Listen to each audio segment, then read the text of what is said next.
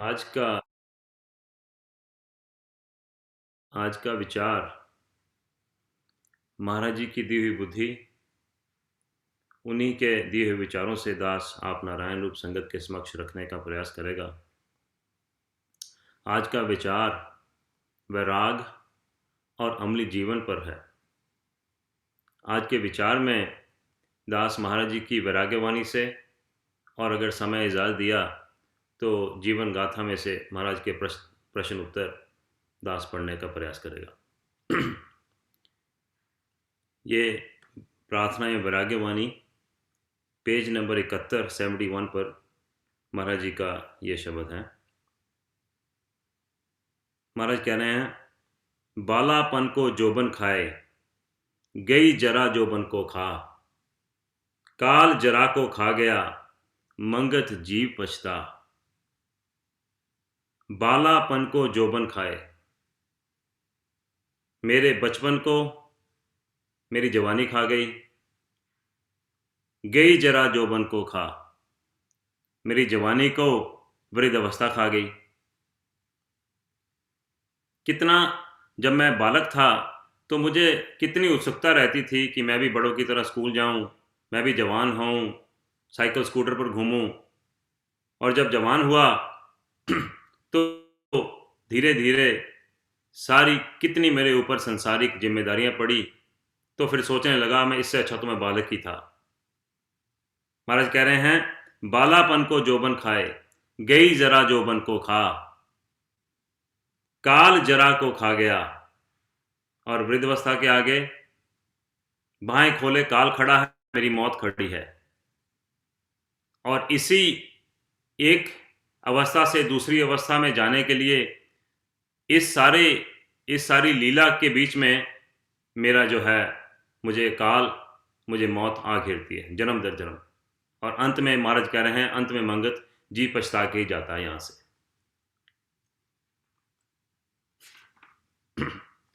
काल क्रीड़ा नित करे, उठ के गुनी विचार, शूरवीर बलवान हो, सबका करे शिकार। काल क्रीड़ा नित करे, उठ के गुनी विचार। ये जो हर समय मैं संसार में विचरता हूँ, हर समय जो संसार को मैं अपने बढ़ाने की हमेशा हर समय मेरे मेरे मेरे चित्त में लालसा रहती है। महाराज कह रहे हैं कि ये काल की क्रीड़ा है। वही गुणी है जो इसके विचार करेगा, वही गुणी है जो इस भंवर में से निकलने की कोशिश करेगा। शूरवीर बलवान हो, सबका करे शिकार। चाहे काल के आगे यानी मौत के आगे कोई कितना भी शूरवीर हो, कोई कितना ही बलवान हो, कोई कितना ही बुद्धिमान हो, कोई डॉक्टर हो, कोई साइंटिस्ट हो, कोई इंजीनियर हो, कोई भी हो, सब उसका शिकार होंगे ही होंगे। इस देह की एक बिगिनिंग डेट है, एक इसकी एक्सपायरी डेट है, चाहे कोई भी हो। महाराज कह रहे हैं, शूरवीर बलवान हो, सबका करे शिकार।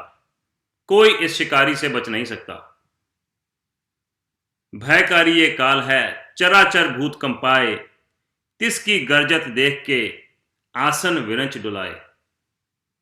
भयकारी ये काल है। ये काल से, ये मौत से मुझे डरने के लिए कहा गया है। महाराज ने कहा है, जीव को जरूर ही किसी न किसी का डर चाहिए, या तो अपने बड़े बुजुर्गों का, या अपने गुरु का, या अपनी मौत का। जब तक ये किसी के भय में, किसी के डर में नहीं है, तो ये जीव चंडाल बन सकता है। भयकारी ये काल है, चराचर भूत कंपाए, तिसकी गर्जत देख के आसन विरंच डुलाए। जब ये काल, जब ये मौत आती है, तो महाराज कह रहे हैं, बड़े बड़े जो आसन राजे महाराजों का है वो भी डोल गए हैं, वो भी इसके आगे नतमस्तक हैं। पीर पैगंबर औलिया सिद्ध तभी अवतार, काल संदेशा सबको लागा बड़ा अपार। चाहे कोई पीर हो, चाहे कोई पैगंबर हो, औलिया हो, सिद्ध पुरुष हो, तपीश्वर हो, कोई अवतार हो, सबको ये काल का संदेशा मिलता ही मिलता है। जिसने भी ये मानुष चोला धारण किया, उसको काल का सामना करना ही पड़ेगा। कितने बड़े से बड़े हमने देखा कितने बड़े से बड़े गुरु, पीर, अवतार, पैगंबर आए, सबको इस काल ने आके घेरा ही घेरा। महाराज का भी जीवन देख लीजिए आप। ऐसे दुख संताप में क्यों सोया मूड गवार, काल चौसर नित खेलता पल पल पासा डार। ऐसे दुख संताप में क्यों सोया मूड गवार। देखिए महाराज, ये जो संसार है जिसमें मैं विचर रहा हूं, जो मुझे इतना सुहाना लगता है, जो मुझे कतई जिसमें मुझे दुख नहीं नजर आता, महाराज कह रहे हैं कि जिस काल ने, जिस मौत ने कोई पीर, कोई पैगंबर, कोई तपीश्वर, कोई अवतार, कोई राजा महाराजा, कोई साइंटिस्ट, कोई डॉक्टर, कोई इंजीनियर, कोई नहीं छोड़ा, तो मैं कैसे बच सकता हूं इस काल के मुंह से। महाराज कह रहे हैं ऐसे दुख संताप में क्यों सोया मूड गवार।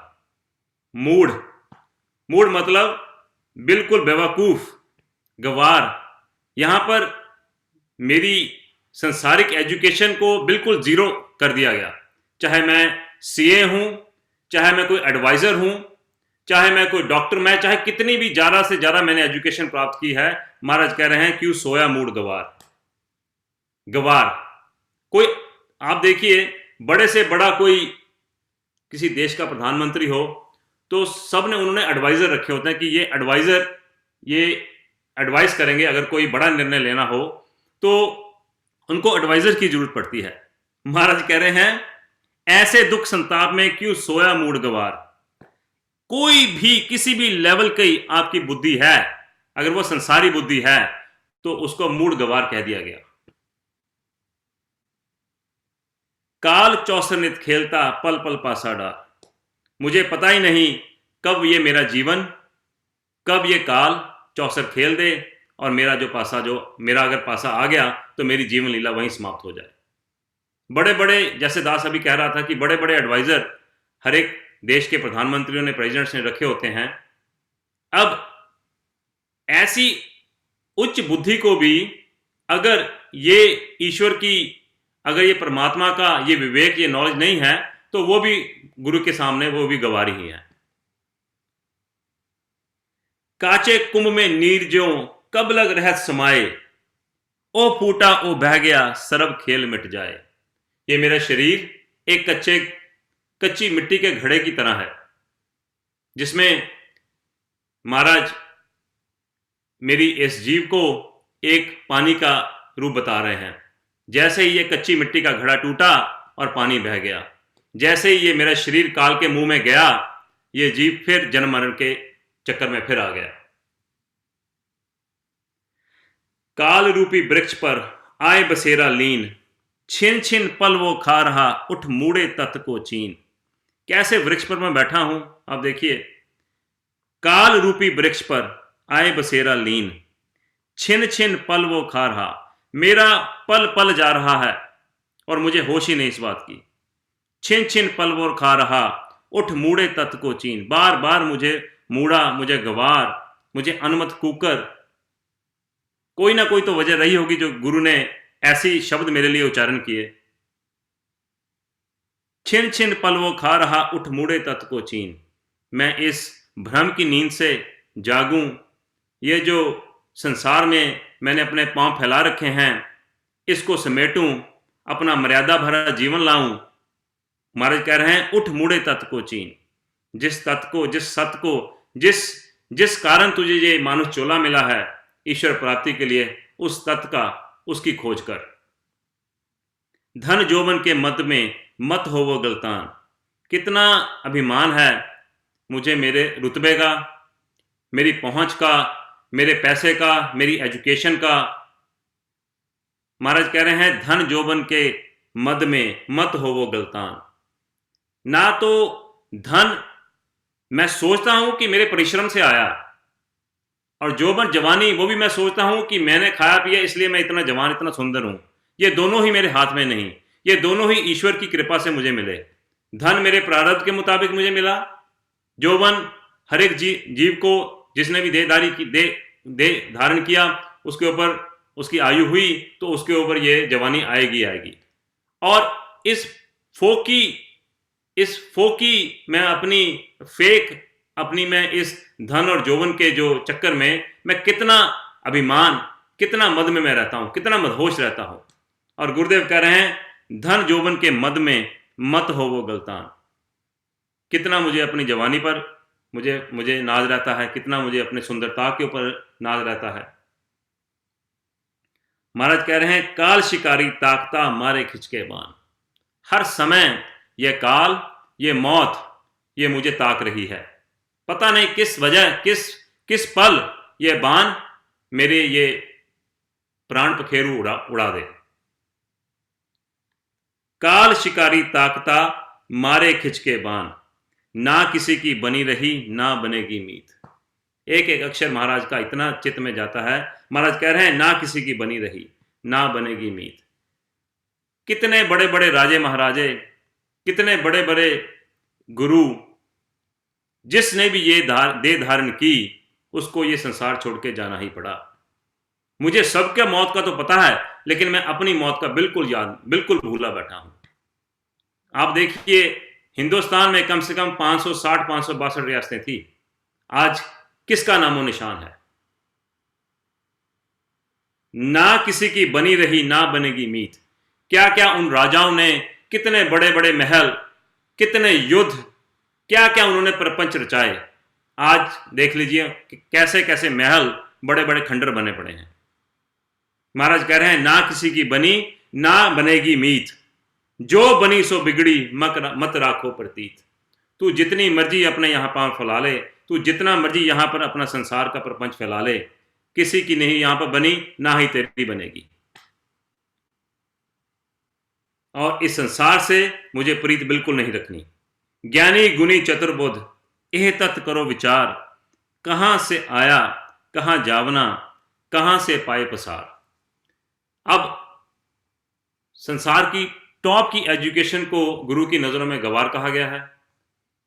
ज्ञानी गुणी चतुर्बुद्ध वही है जिसने इस तत्व का विचार किया, जिसने ईश्वर परायण जीवन जीने के लिए अपनी बुद्धि को उस तरफ लगाने की कोशिश की।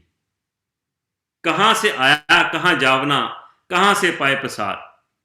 वही ज्ञानी है, वही गुणी है, वही चतुर्बुद्धि वाला है जिसने ये विचार किया कि मैं कितने जन्मों से भटक रहा हूं, कहां से मैं कैसे कैसे स्वभाव अपने चित्त में, अपने मन में मैं लेके इस संसार में आया हूं। कैसे कैसे विकार मुझे अलग अलग तांडव करवाते हैं, कभी काम का, कभी क्रोध का, पांचों के पांचों विकार मुझ में भरे पड़े हैं। कहां से मैं आया हूं, कहां मुझे जाना है, क्या मेरी मंजिल है। जो भी इसका विचार करेगा, महाराज कह रहे हैं वही ज्ञानी गुणी, वही चतुर्बुद्धि वाला जीव है। रंचक मात्र सुख नहीं इस कूड़ जगत भरवास, मंगत रचना स्वपन की खेले ताल काल तमाश। रंचक मात्र सुख नहीं, जरा सा भी क्षणिक सा भी सुख मुझे इस कूड़ जगत, इस झूठे संसार में नहीं।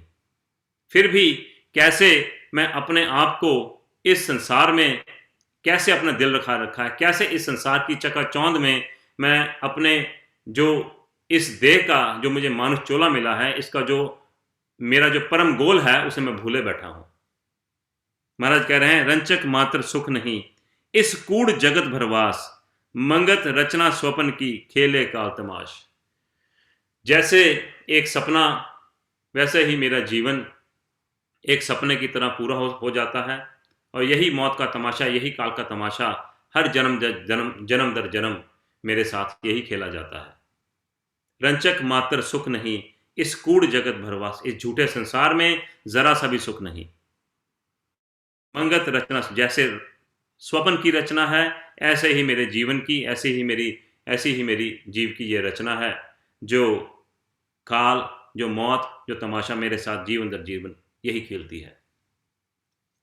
इसके आगे महाराज का एक प्रश्न उत्तर देखिए। मेरा जो अमली जीवन है, मेरा जो वैराग का जीवन है, ये मेरा तभी बन पाएगा जब मुझे ये गुरु की जो वैराग्यवाणी है, ये जो मेरे चित्त में उतरेगी। ये मेरे चित्त में तभी उतरेगी जब मुझे ईश्वर की आवश्यकता महसूस होगी। जब मुझे ईश्वर की आवश्यकता महसूस ही नहीं, तो ना तो मुझे कभी वैराग आ सकता है और ना ही मेरा कभी अमली जीवन हो सकता है। 2 साल ऑनलाइन सत्संग को चलते हुए कम से कम 500-600 सत्संग हो चुके होंगे। हर बार कितने विचारकों ने, कितने महाराज के सत्विचार, कितनी वाणी में बार-बार अमली जीवन लाने के लिए कहा गया। लेकिन मेरे 5 विकार, मेरे स्वभाव मुझ में इतने प्रबल हैं कि मैं चाहे कुछ भी सुन लूँ, गुरु की कितनी भी कुर्बानियाँ, कितनी भी सैक्रिफाइसेस मेरे सामने रख दी जाएँ, ये सत्संग खत्म होते ही मेरे मन से जैसे तवे के ऊपर एक पानी का छींटा दे दो तो भाप की तरह उड़ जाती हैं, वैसे ही मेरे मन से ये सत्संग गायब हो जाता है। तो मेरा जब तक मुझे ईश्वर के मार्ग पर चलने की आवश्यकता, ईश्वर की आवश्यकता नहीं होगी, ये गुरु की वैरागवाणी मेरे कतई मेरे चित्त में, मेरे ज़हन में उतर नहीं सकती। आप देखिए,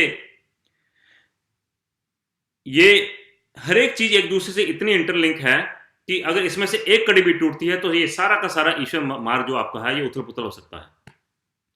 ये वैराग मेरे या तो मुझे ईश्वर की आवश्यकता महसूस हो तभी आ सकता है, या फिर जिसका अमली जीवन हो वो अपना वैरागमय जीवन जी सकता है।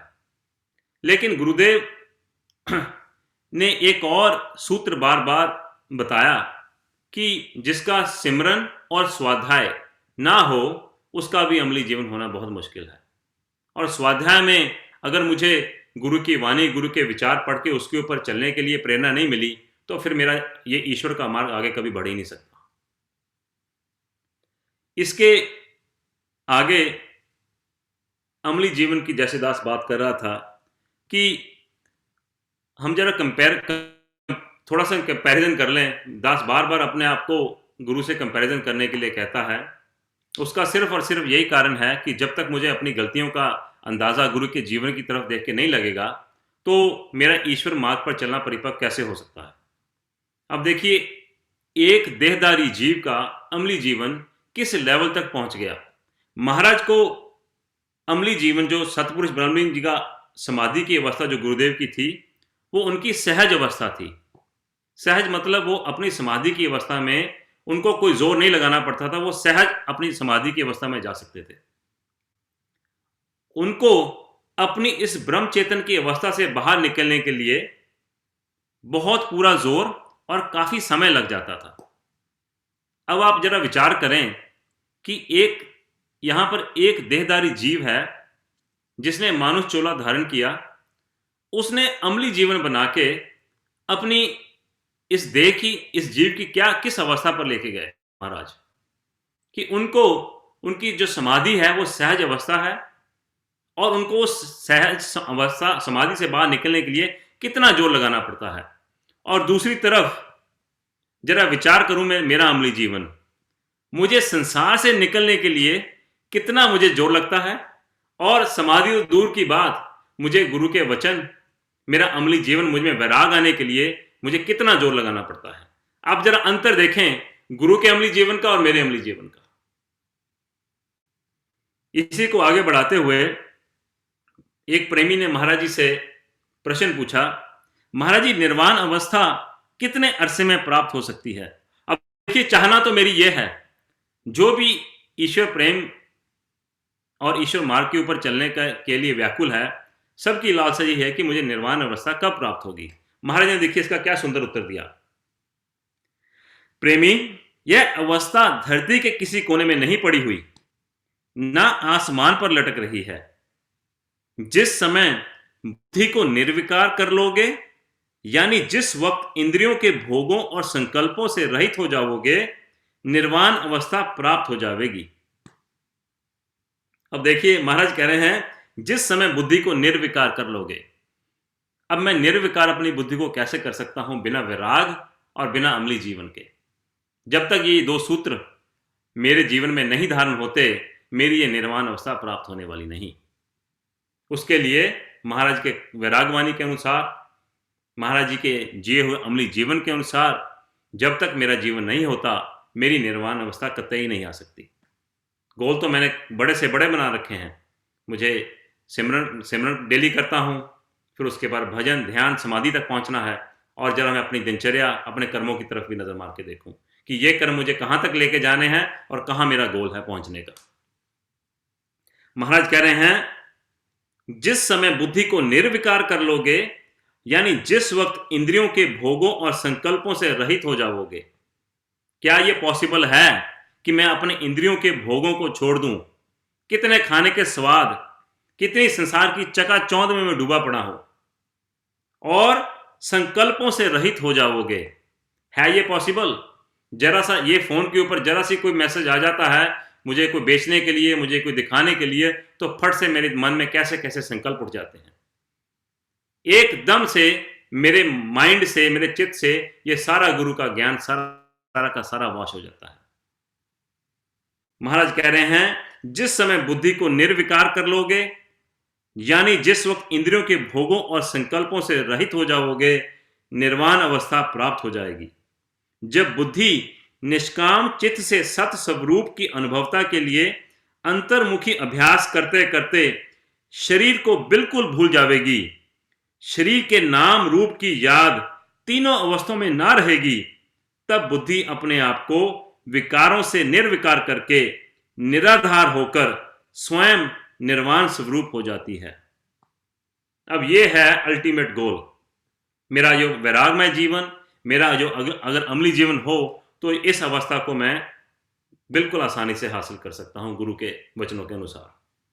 महाराज कह रहे हैं, प्रेमी जी, अमल बड़ी चीज है।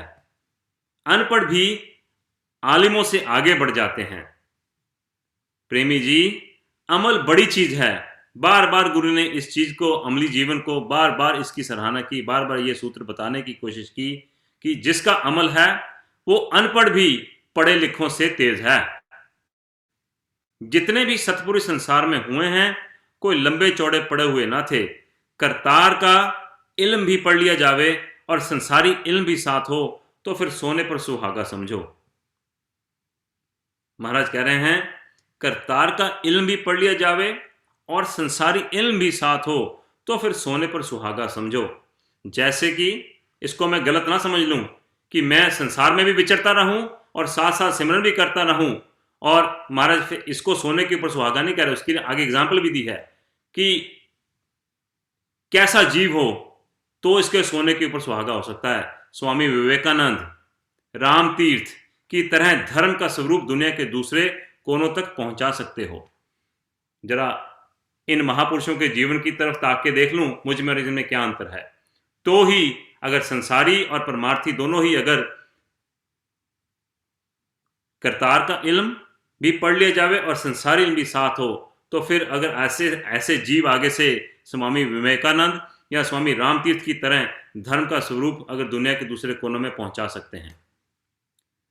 जिन सत्पुरुषों ने वेद शास्त्र प्रकट किए, कौन से कॉलेज के विद्यार्थी थे, सब सत्स्वरूप की महिमा है। इस वक्त दुनिया में बड़े बड़े फिलासफर पढ़े लिखे मौजूद हैं, लेकिन विवेकानंद कोई ना बन सका। गहरे से गहरा मसला सत्पुरुष एक लम्हे में हल कर देते हैं।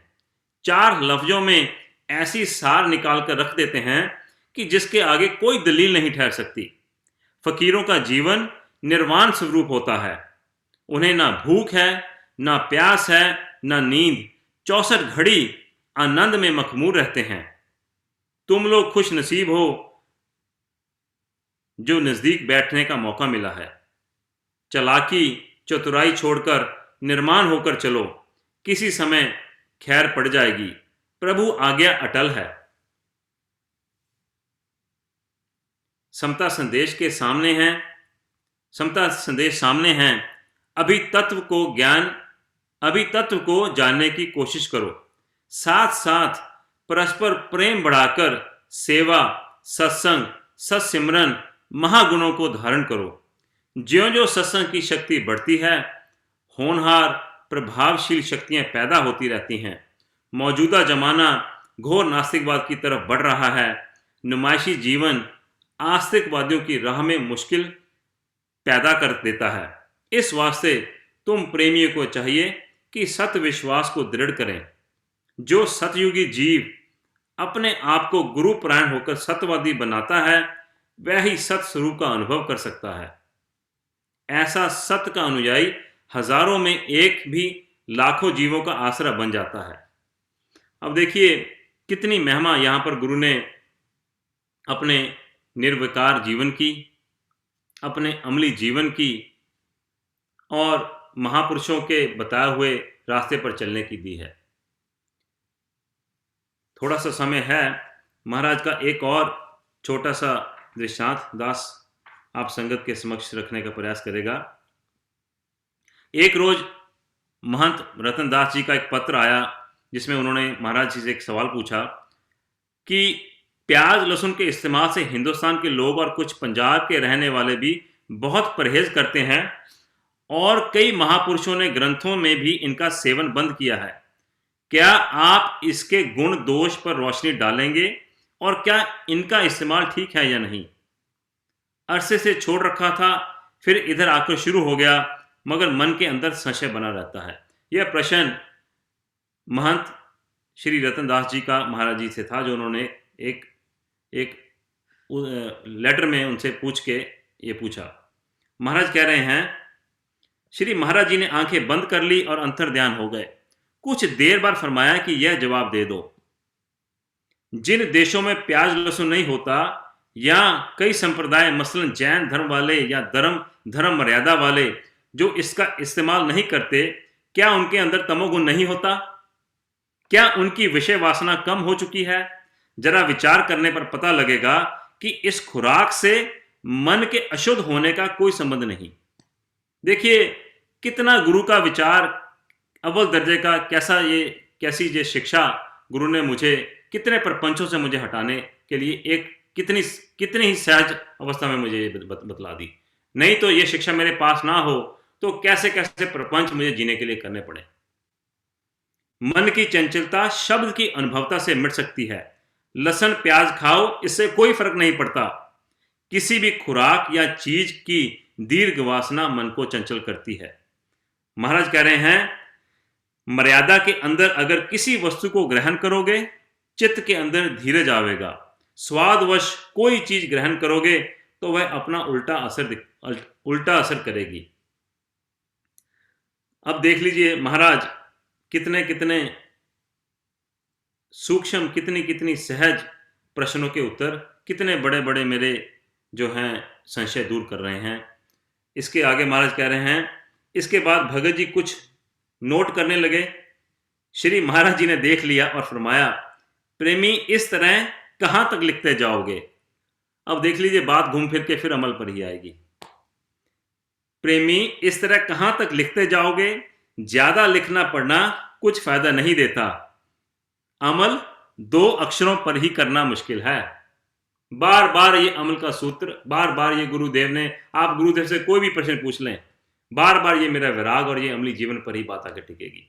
महाराज कह रहे हैं, अमल 2 अक्षरों पर ही करना मुश्किल है। प्रेमी जो मर्जी है लिखें, समता प्रकाश समता विलास जिन्हें तुमने तहरीर किया है, दुनियादार इन्हें ही पढ़ें और विचार करें, वही काफ़ी हैं। बहुत किताबें अमल की तरफ नहीं जाने देंगी। सार विचार यह है कि महाराज का इतना अमली जीवन देखकर, महाराज के इतने तप और इतने सैक्रिफाइसेस देखकर, अगर मेरे जीवन में वैराग, मेरे जीवन में अमली जीवन नहीं आता, तो मैं कितने भी सत्संग सुन लूँ, कोई भी विचार इस लाउड स्पीकर से निकल जाए, कुछ भी कह दूँ, मेरे मन के ऊपर, मेरे जो है स्वभाव के ऊपर कोई फर्क पड़ने वाला नहीं। मैं ऐसा गुरु का, मैं जब संसार में विचरता हूँ ना, तो मैं खुद को रिप्रेजेंट करता हूँ। मैं फलाना जात से आता हूँ, ये मेरा रुतबा है, ये मेरा बिजनेस है। मुझे मेरे जीवन से ऐसी खुशबू आए कि मैं गुरु का रिप्रेजेंटेटिव बन के घूमूं। मुझ में ऐसा अमली जीवन हो कि लोग मुझसे मेरे गुरु का नाम पूछें। इसी भावों के साथ दास अपनी वाणी को विराम देता है। अगर इस विचार से कोई गलती हुई हो, विचार में कोई गलती हुई हो, तो नारायण रूप संगत के चरणों में हाथ जोड़ के माफी